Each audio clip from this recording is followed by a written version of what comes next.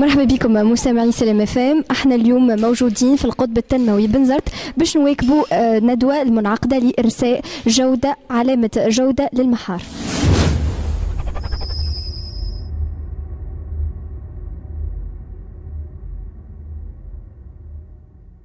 معنا مدام سامية الغربي دكتورة في العلوم البيولوجية والمنسقة متاع البرنامج هذا. مرحبا بك مدام سامية. مرحبا عسلامة. مرحبا بك سلام فام. تحكينا شوية مدام على البروجي بويسك انت كورديناتريس في البروجي هذا.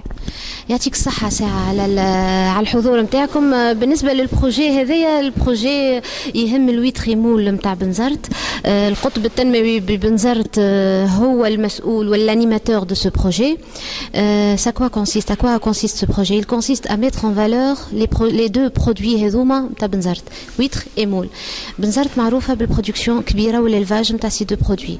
قلنا علاش البرودوي هذا ما sera pas valorisé sur le marché local et le marché de l'export de plus en plus. يا حبذا. دونك احنا سعينا باش لمينا لي برودكتور معانا والبحث العلمي والمجمع المهني زاد للبرودوي دو لا بيش. عملنا قاعده باهيه وخرجنا هالبروجي هذايا وقلنا بون باش نخدموا عليه توا مع لي برودكتور. اي فوالا البيكام nous ont soutenu dans cette action pilote. واكtuellement اليوم السيمينار على الكايت شارج باش حكينا لهم شنو هما لي ديمارش نتاع الكايت شارج نتاع اللابيليزاسيون. Qui dit labellisation, je معناها يعني un produit labellisé يعني عنده علامة جودة. certification qualité مضمونة للكونسوماتور للإكسبور للمارشي لوكال. دونك اليوم لي برودكتور موجودين، البحث العلمي موجود، المجمع موجود، لي ريبريزونطون لانتريسي بالفيلير موجودين بور بريزونتي الفروي دو سو بروجي لا. هذه الفاز الاولى. الفاز الثانيه ان شاء الله اون فا ترافايي في البول دو كومبيتيتيفيتي نتاع مزرت على الكومونيكاسيون دو سي دو برودوي لا لابيليزي سور لو مارشي. ما يخفيكمش لي الفيلير هذه سي اون فيلير بريوريتير في البول، نخدموا عليها بالكدا بالكدا بالكدا. فوالا. Bonjour Monsieur François. Bonjour. Donc présentez-vous un peu. Je suis français, un spécialiste en France des produits de la mer et des labels de qualité puisque je m'occupais des labels rouges en France. Voilà. Monsieur François, vous avez déjà lancé ce projet, on va dire, en France. Donc aujourd'hui en Tunisie, le rôle de Monsieur François ici dans ce projet, donc parlez-nous un peu. Alors, dans le cas du projet PECAM, donc d'un programme qui est financé par la communauté européenne, nous avions pour mission avec Madame Riahi qui travaillait avec moi, nous avions pour mission de voir si la labellisation avec le Food Quality Label tunisien était envisageable. C'était la première phase. Nos conclusions ont été positives. Et ensuite, il s'agissait de proposer les exigences, c'est-à-dire ce que devaient respecter les producteurs et les purificateurs de coquillages pour mettre les produits sur le marché, de telle manière que les consommateurs aient envie d'en acheter, d'en racheter et d'en manger. Monsieur François, on veut savoir, ce séminaire, en fait, destiné à faire quoi exactement ? Alors, ce séminaire est décidé à expliquer et à présenter à tous les gens qui sont concernés par l'activité conchilicole, donc moule ou huître, à leur présenter ce que ça peut être le label, puisqu'on a beaucoup travaillé avec les professionnels, et à inciter d'autres personnes à s'associer à cette démarche et aussi à informer toutes les organisations administratives, les institutions qui sont impliquées dans cette démarche, puisqu'elles sont aussi impliquées dans cette démarche, tant au niveau des services vétérinaires que des services de la Direction générale de la pêche et de l'aquaculture et de tous les services administratifs concernés, ou les instituts. Il y a l'ISPAB qui est ici, qui travaille notamment sur la production de naissins. Il y a le centre technique de l'aquaculture, les centres d'organismes qui sont des gens intéressés et qui sont des gens qui vont pouvoir apporter un appui aux professionnels de la région de Bizerte. تبقى معنا مدام يسرى الرياحية خبيرة في الجودة. مدام يسرى كنت تحكينا شوية اليوم على الندوة، شنو أهدافها؟ حكينا شوية. صباح خير. الندوة هذه الهدف نتاعها باش نقدموا النتائج اللي ان فيت احنا في المشروع هذا. خدمت مع خبير فرنساوي باش نحطوا كراس شروط لوضع منظوم علامة مميزة للجودة للمول لي زويتر نتاع بنزرت. هي شنو هي الهدف نتاع المشروع هذا والهدف نتاع العلامة المميزة للجودة؟ باش نحطوا على المارشي معناتها المستهلك التونسي ولا حتى للمستهلك الأجنبي، باش نحطوا منتوج اللي نجم المستهلك يكون عنده فيه الثقة من ناحية سلامة المنتوج. نفهموا اللي لي مول لي زويتر هما سي دي برودوي كون ميم تري سنسيبل، دونك ونعرفوا اللي فما مستهلكين توانسه نوتامون ما يشريوش المنتوج هذا خاطر يخافوا منه. دونك احنا بالعلامه هذه ديجا كما قلت باش نعطيو ثقه من ناحيه سلامه المنتوج، وباش نعطيو زاده ثقه فيما يخص جوده مميزه. معناتها مثلا بصفه بسيطه، معناتها انا كي باش نشري مثلا لي مول، سامحني ما نعرفش كيفاش نقول المول بالعربيه، باش نلقى المول نظيفه، لازمني كي نشري المول نلقاها نظيفه. كي باش نحل كعبه المول باش نلقاها معبيه، خاطر نجم نشري كعبه المول ونلقاها فارغه، معناتها ما فيهاش لا شير اللي باش تكفي معناتها للمستهلك. دونك هذايا كما قلت العلامه المميزه باش تخلينا نعطيو منتوج ذو جوده اللي تتميز بالنسبه للمنتوج اون فا دير لو برودوي ستاندار. Ça bouge un peu et il y a réellement une volonté de la part du Japon. Donc je souhaite qu'on accélère un peu pour la réalisation du mot, qu'on met des bonnes... معنا سي كمال بالكاهية رئيس المدير العام للقطب التنموي بنزرت. مرحبا بك سي كمال. وبيك يعيشك. سي كمال كان تحكينا شوية على الندوة متاع اليوم، شنو أهدافها، علاش تنظمت، شنو الإضافة خلينا نقولوا باش تزيدها، خاصة أن خذينا قبيلي كانت معنا مدام يسرى حكيت لنا شوية على الأهداف، كان تزيد توضح لنا شوية الصورة متاع الندوة هذه.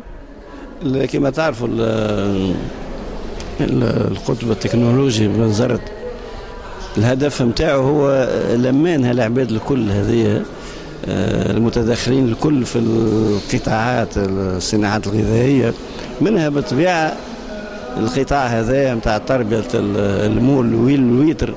احنا عنا بالطبيعة بحيرة بنزرت، وتوا الكلام كبير على بحيرة بنزرت، وإن شاء الله هو قطب بيدو. بحيرة بنزرت قطب كبير، هو الدولة حطت فيها برشا فلوس 120 مليار باش تنظف من التلوث اللي صاير من عدة أسباب منزلية أو صناعية، باش إن شاء الله تولي البحيرة هذه ترجع لقوتها ودفع المستوى متاعها في التنمية في الجهة وفي حتى في البلاد التونسية، ومنها بالطبع تربية المول والزويتر هذوما اللي موجودين في البحيرة، باش ان شاء الله تقوى وتكون عندها حتى اسم على بال هذا اليوم المنتدى هذا على لابيل زويتر مول دو بيزيرت، باش تولي عندك لابيل كي تعرف تمشي حتى في الخارج في الاكسبورتاسيون تلقى معناها قال شنو ويتر دو بيزيرت مول دو بيزيرت، هذه معناها لابيل وتولي الناس تطلبها لانها بالطبيعه في مش اللابال فايده في تاخذ اللابال فايده في الكاليتي، باش اللي ياكل غدوه يقول هذا الويتر ولا المول نتاع بنزرت راهي بنينه ياسر وباهيه ياسر، دونك باش يقول عليها لغيره، وهي بالطبيعه تولي عندها صدى. وخاصه الحاجه الباهيه اللي نكمل بها هو كون القطب معناها التكنولوجي يحاول باقي باش يربط اصعب حاجه هي الربط ما بين الجامعه والصناعيين، واحنا جينا في الوسط انترفاس نجدوا باقي باش نحطوهم مع بعضهم، وان شاء الله باش نعملوا برامج معناها تكميليه مع بعضنا. مدام امال بن فرحات لا ديريكتريس جينيرال دو بيكا، مرحبا بك على سلامة فهم. عايشك بارك الله فيك. مدام اليوم في السيمينار هذايا سيمينار دو ريستيتيوشن دو بروجي بيلوت دونك احكينا شويه. السيمينار هذايا كما قلت انت معناتها سيمينار دو ريستيتيوشن دان بروجي financé par le programme PECAM au profit de 7 éleveurs في اللاجون متاع بنزرت. اللاجون متاع بنزرت les éleveurs في بنزرت متاع المول والويتر sont au nombre de 10. احنا عملنا une opération pilote مع 7 qui se sont portés volontaires واللي هما ديجا متحدين مع بعضهم في كيما التعاضدية. ساعة l'objectif نتاع الميسيون شنو؟ l'objectif c'est la valorisation نتاع الكاليتي نتاع المول et huître de la lagune de بنزرت. بشهادة الناس اللي ذاقوه سواء من تونس ولا من برا يشهدوا الكل اللي فما une qualité au niveau معناتها في المطعم في البنة نتاع البرودوي اللي à valoriser aussi bien pour المارشي المحل السوق المحلية وإلا للإكسبور خاصة pour les huîtres معناتها فما بوتنسيال كبير متاع إكسبور. دونك الفكرة جات من هوني بالتنسيق مع البول دو كومبيتيتيفيتي دو بنزرت مع المعهد البحوث متاع سالامبو معناتها الناس الكل هذه اتفقت على انه كيفاش اون فالوريز هالبرودوي نتاع بنزرت، كيفاش نقيموه اكثر، كيفاش نعطيوها امكانيه انه يتسوق اكثر. بطبيعه الحال عنده السوق نتاعو، عنده الناس اللي تحب البرودوي هذا، وكيفاش معناتها اون لو ديستينغ دو لوتر. كيفاش اون لو ديستينغ دو لوتر؟ باغ اون لابيليزاسيون. دونك انا وانت اليوم كان نمشيو للسوق، هذا برودوي من بنزرت وهذا جايبينه من اسبانيا وهذا جايبينه من بلاد اخرى، مي اون سي با. دونك حبينا ان سيني ديستينكتيف، فما خصوصيه في المنتوج هذا. اون بلوس خصوصيه من ناحيه الحجم كاليبر، من ناحيه المحتوى الكعبه لداخل كي تحل القشره ما تلقاش فارغه، من ناحيه المطعم. داكور. دونك هذا الكل حبينا نحطوه في اطار هل البروجي بيلوت. اليوم الريستيتيوشن، اليوم قدمنا النتائج فين وصلنا، شنو اللي عملنا، وحضروا معنا بيان سور الخبراء اللي برنامج بيكام حطهم على ذمه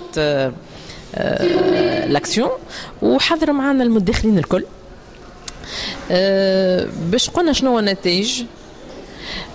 يقول القائل به ومن بعد احنا نتوقعوا انه في اول الثلاثي الاول متاع 2016 نلقاو على السوق معناتها لو لابيل محطوط على البرودوي في السوق.